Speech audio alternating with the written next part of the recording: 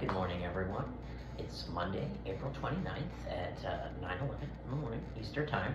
I'm in St. Petersburg, Florida. I drove down last night, had dinner with a friend in Gulfport, and then today I am seeing a urologist at the University of South Florida in Tampa. I have been struggling to find urological care since even before phalloplasty. I had tried to establish urological care beforehand, as they advise you to do if you get your urethra linked, and didn't have any luck. I live in Northeast Florida.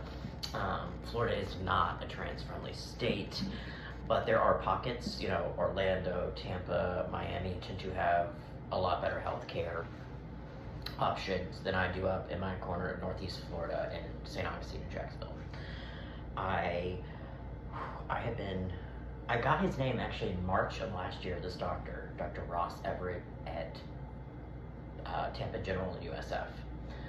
I got it from a Canadian guy of all people, and I had to search through my messages, and he said, hey, I've known you've been struggling to find urological care in your state. I came up with this name, and that was in March of 2023, and I ended up having a urethroplasty the next month in April, and then another one in October, and then in November I reached out to this doctor after several referrals from my GP in Gainesville, and then Dr. Santucci, Saint Santucci, interceding.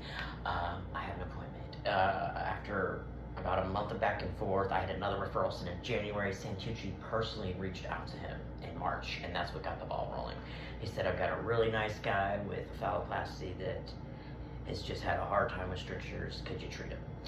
And this doctor was like, hell yeah, I'd be happy to see him. He was cool as shit.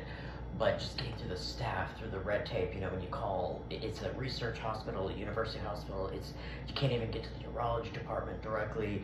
I'm specifically to see this specific doctor because he has experience in transgender Phallo. He trained with reconstructive urology and the transgender phalloplasty fellowship out at OHSU in Oregon Health and Sciences University. And when I told Dr. Santucci that, he was like, oh, he's in the top 1%. So I'm so excited to see him.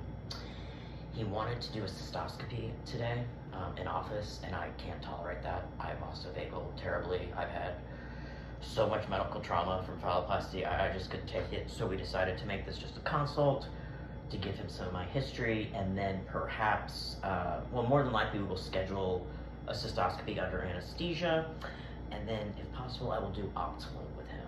Optilume is the first thing that I ever got to treat a stricture in December of 2022.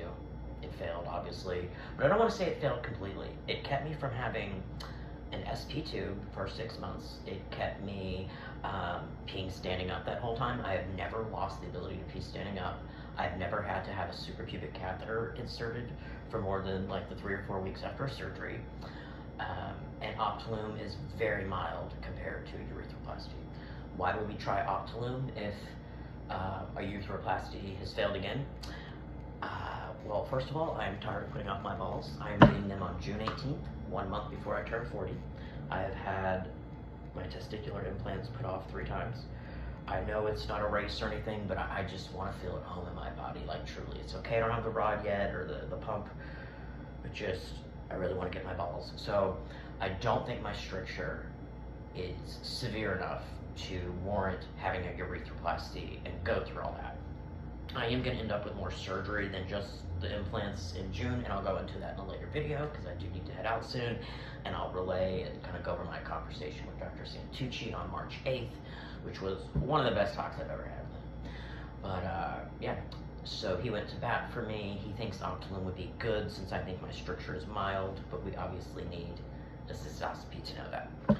So I definitely know it doesn't warrant a Johansson, which is when they split open the penis for 6 months. I'm not leaking a lot. I can just feel my stream narrowing and being a little more forced. I still have a somewhat forceful stream, but it's nothing like after Optilume or my anastomic urethroplasty in October. So hopefully I can get an Optilume done with him because it will be much cheaper than getting it done in Texas, and that's one less thing I gotta do in Texas. And then, yeah, so I just hope today goes well. I hope he's cool, he sounds cool. I hope we can get that cystoscopy done fairly certain, and then find someone to come sign me in and out of the hospital. I might have an option, but yeah, and so I am So ecstatic to meet him, so ecstatic to be going, I think in like about 49 days, back to Austin for 2 weeks for testicular implants. Gonna fully redo my glandsplasty with a skin graft this time, not just roll it up.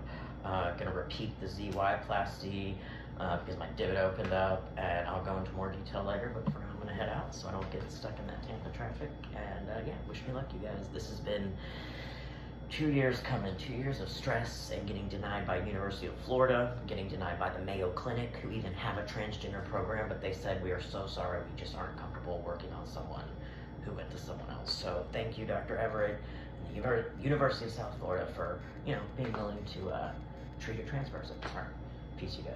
Have a great week.